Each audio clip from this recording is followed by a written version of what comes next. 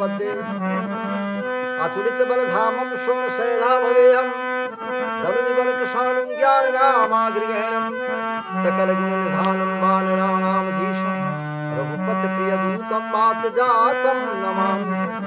प्रेम से बोलो हनुमंत लाल की। राम नाम की लूट है लूटा सके सो लूट और अंत काल पछताएगा जब प्राण जाएंगे छूट।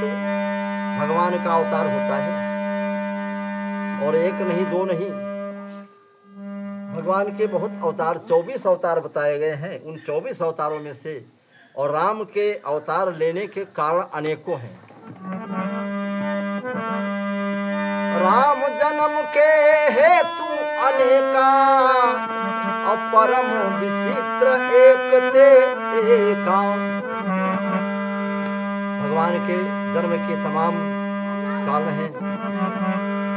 देखो, जय विजय को श्राप हुआ, ये रावण कुंभकर्ण बने और भक्तों की रक्षा करने के लिए भगवान को जाकर के जालंधर की पत्नी वृंदा के सत्य को डिगाना पड़ा। जालंधर रावण बना। नारद जी ने हर गणों को श्राप दिया था, वो रावण कुंभकर्ण एक कल्प में बने। प्रताप भानु को ब्राह्मणों ने श्राप दिया था, जिससे कि रावण कुंभकर्ण बने। और ये अलग अलग कल्प की बात है। 4 युग मिलकर के एक चौकड़ी कहा जाता है और 1000 चौकड़ी का एक कल्प होता है। और भगवान में वो शक्ति है। देखिए, ब्रह्मा विष्णु महेश ये 3 देवता, इनको 3 काम सौंपे गए। ब्रह्मा को काम सौंपा गया सृष्टि का सृजन करना, लोगों को बनाना। और विष्णु भगवान का काम है सबका पालन करना, चर प्राणी सबका पालन करना। और शंकर का काम है, शंकर भगवान के बड़े भक्त हैं और संहारकर्ता भी कहे जाते हैं, कल्याणकारी भी कहे जाते हैं। शंभु विरंसी विष्णु भगवाना उपजहि जासु अंश ते नाना। ये जिस अंशी से इनका जन्म होता है अर्थात श्री हरि नारायण, उनसे शंकर जी, ब्रह्मा जी और विष्णु का जन्म हुआ है और उन्हीं के अंश हैं ये। और 4 रूप में आवश्यकता पड़ी तो भगवान अपने अंशों के सहित संसार में आए। अब कौन किसका अंश है, ध्यान दें। विष्णु भगवान के अंश से भरत जी बने, जो पालन पोषण का काम करते थे। और ब्रह्मा जी, इनके अंश से लक्ष्मण जी, शत्रुघ्न जी और सारे संसार का भरण पोषण करने वाले भरत जी और विष्णु भगवान पालन पोषण करने वाले जो भरत के रूप में, और शत्रुघ्न ब्रह्मा के रूप में और लक्ष्मण शंकर के रूप में इनके अवतरित हुए। और भगवान राम श्री हरि नारायण का रूप है, जो राम बन करके आए। और उनकी माया ने सारे संसार को नचा रखा है।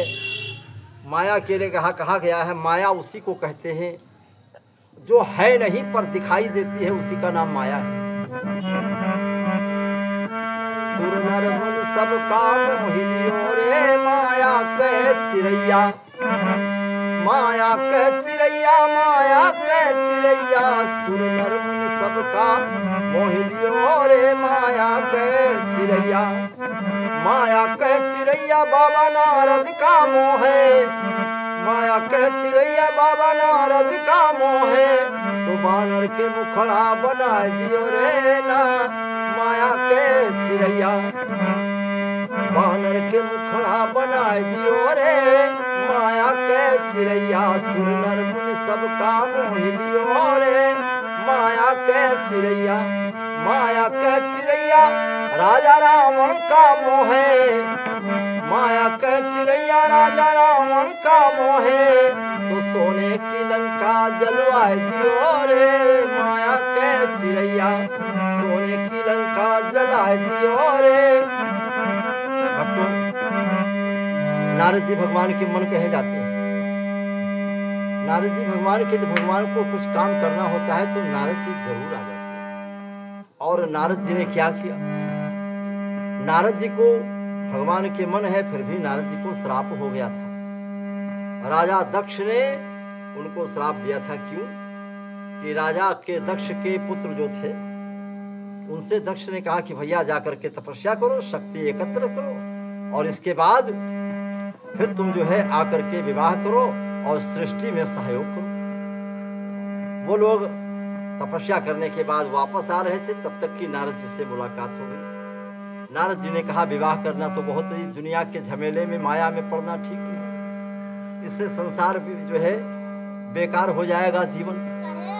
मानव धर्म का सबसे बड़ा काम है, इसका लक्ष्य है भगवान की भक्ति प्राप्त करना, और विवाह के चक्कर में मत पड़ो। तो नारद जी के कहने से उनके पुत्र चले गए और जाकर के तपस्या किया, विवाह किया ही नहीं। तो दक्ष ने नारद को श्राप दे दिया कि तुम एक घड़ी के अलावा दूसरी जगह ठहर नहीं सकते। एक घड़ी का टाइम केवल 24 मिनट का होता है, इससे ज्यादा एक घटी का, तो उससे ज्यादा ठहर नहीं सकते। तो नारद जी ने कहा कोई बात नहीं, हम एक जगह नहीं ठहरेंगे, तो एक जगह ठहर करके काम नहीं करेंगे, तो थोड़ा थोड़ा करके तमाम जगह ठहरेंगे और लोगों को हम इसी भगवान की भक्ति में, पूजा पाठ में, तपस्या में लगाया करेंगे। ये मन में सोच करके अब वही नारद का ये काम है, उनको भी उनके माध्यम से भगवान को श्राप हुआ, हरगण को श्राप हुआ।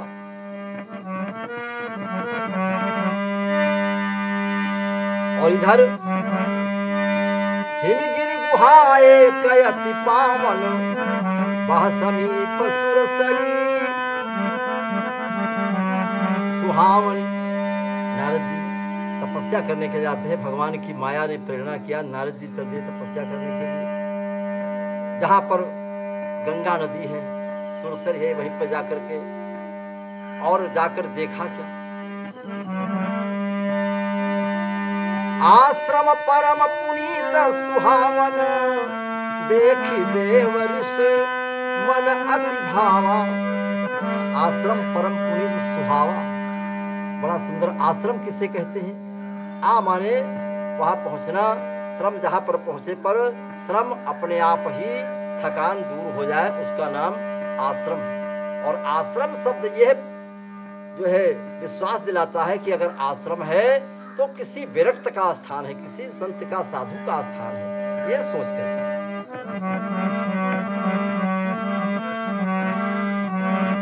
क्योंकि भगवान के पूजा पाठ में, भगवान के कार्य में उनका हमेशा मन लगता है। और जिसको नारद जी मिल जाते हैं, ऐसा कोई नहीं हुआ है कि जिसको भगवान मिले हो और भगवान से पहले नारद जी न मिले हो।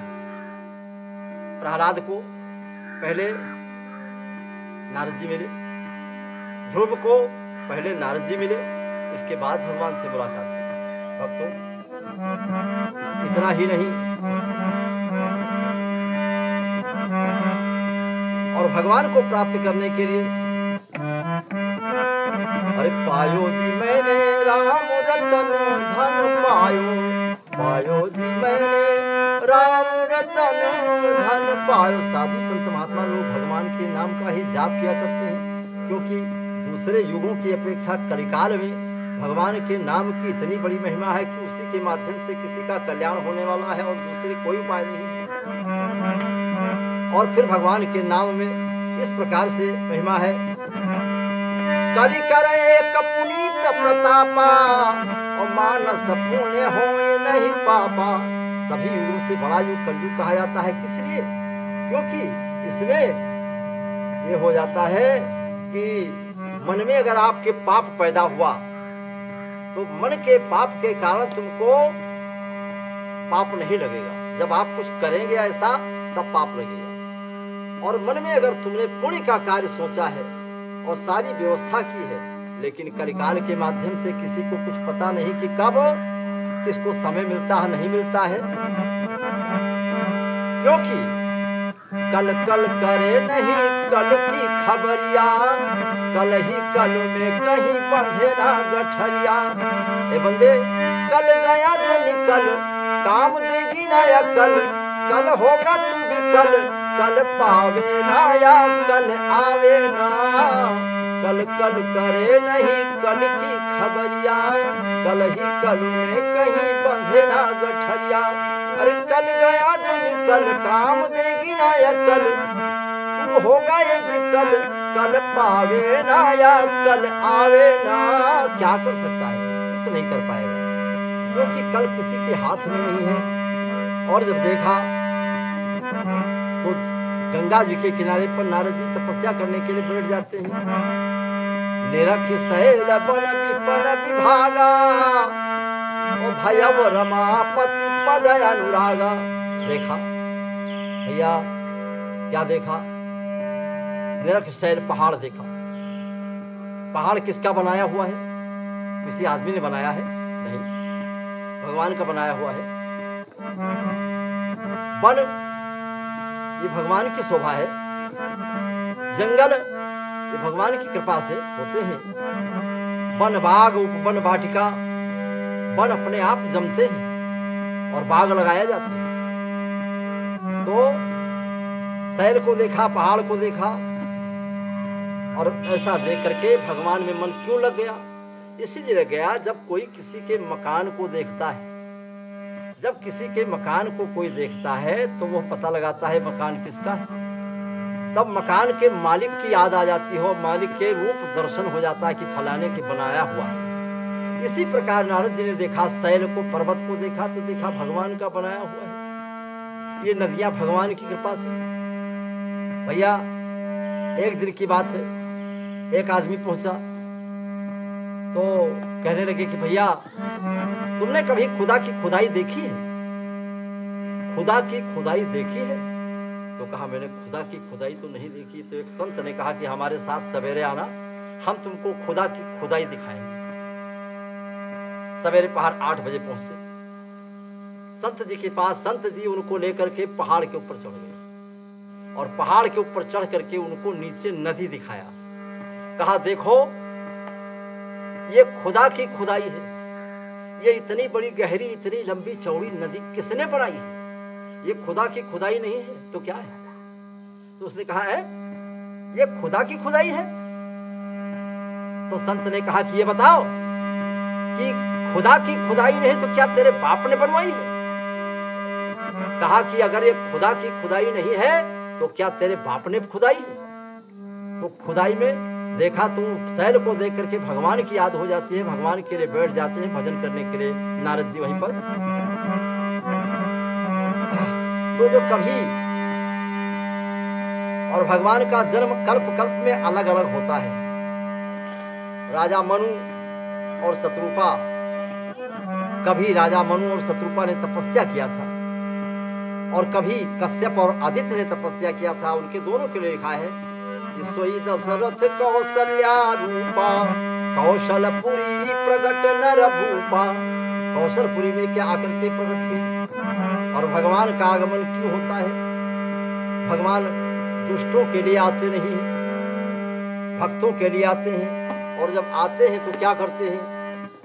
क्योंकि गोस्वामी बाबा ने लिखा है कि विप्रधेनु सुर संतहित लीन मनुज अवतार, निज इच्छा निर्मित तनु माया गुण गोपाल। भगवान ब्राह्मणों के लिए, गौओं के लिए, देवताओं के लिए और संतों के लिए। गोस्वामी तुलसी बाबा ने संत और साधु को अलग अलग बताया है। साधु संत के तुम रखवारे, असुर निकंदन राम दुलारे। साधु और संतों को केवल साधु को कह करके भी काम चला सकते थे, लेकिन संतों को भी बताया है और साधु को भी बताया। क्यों बताया है? साधु और संत में अंतर क्या होता है? ध्यान दें। अब अपने मतानुसार साधु वो होते हैं जो एक जगह बैठ करके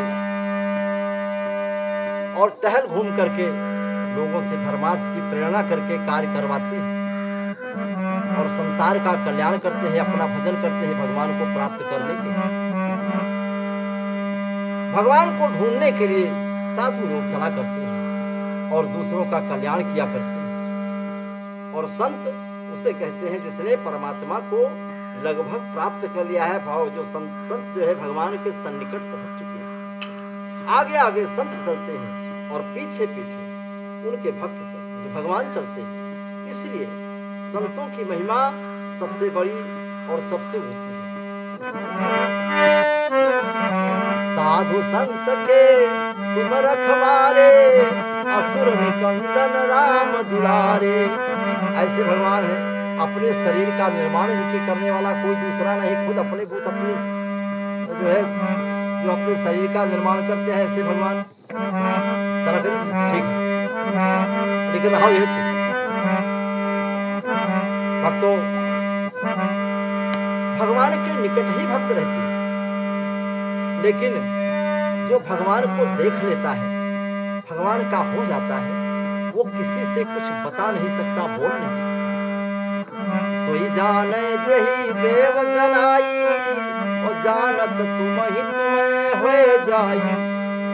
अब जो है मनुष्य शत्रुपा को जो वरदान दिया था, वरदान के अनुसार उन्होंने मांगा था कि पुत्र के रूप में तो जब समय आया, रावण, कुंभकर्ण, मेघनाथ, बड़े बड़े दैत्यों का उपद्रव बढ़ा, संतों की रक्षा करने के लिए भगवान आते हैं। वरदान के अनुसार कौशल्या जी के घर के भीतर भगवान का जन्म होता है। तो भगवान जब पहुंचे, चारों तरफ बधाइयां बज रही है, राजा दशरथ बहुत प्रसन्न है, सब देखने के लिए आतुर है राम को।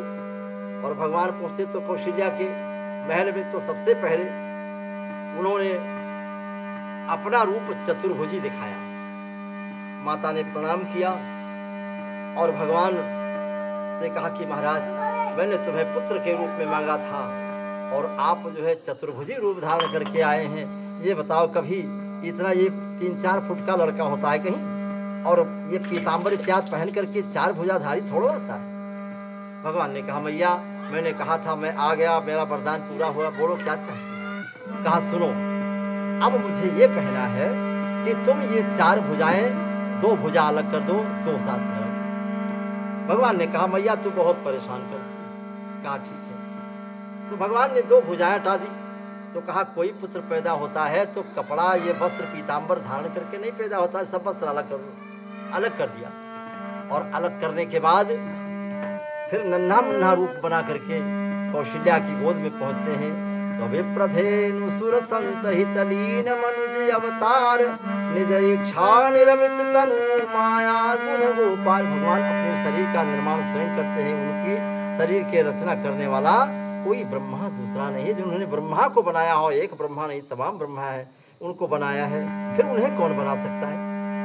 ऐसे भगवान भय प्रकट कृपाला दीन दयाला कौशल्या हितकारी।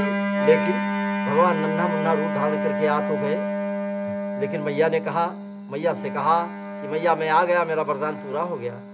कौशल्या ने कहा, बेटा तुम बालक बन करके आए हो, कौन मानेगा कि ये कौशल्या का पुत्र है, कम से कम रो तो। तो भगवान ने कहा क्यों रो, अरे हमारे ऊपर लोगों पे विपत्ति आती है तो रोते हैं, और हमारे ऊपर कौन सी आपत्ति है, विपत्ति है जो हम रोएं। तो कौशल्या ने कहा कि अपनी विपत्ति में तो दुनिया के लोग रोते हैं, और जो पराये विपत्ति में रोते हैं उन्हीं का तो नाम भगवान कहा जाता है, वही तो भगवान है। तो इसलिए रो। तो भगवान रोने लगे। भय प्रगट कृपाला दीन दयाला कौशल्या हितकारी। और भगवान चैत के महीने में शुक्ल पक्ष में 12 बजे के समय में अभिजित नक्षत्र में, और 12 बजे के समय में मंगलवार के दिन भगवान का जन्म होता है। अयोध्या में आनंद के बधाई लगते हैं, बड़े आनंद होते हैं। कहने भय प्रगट कृपाला दीन दयाला कौशल्या हितकारी। प्रेम से बोलो श्याम रामचंद्र की जय।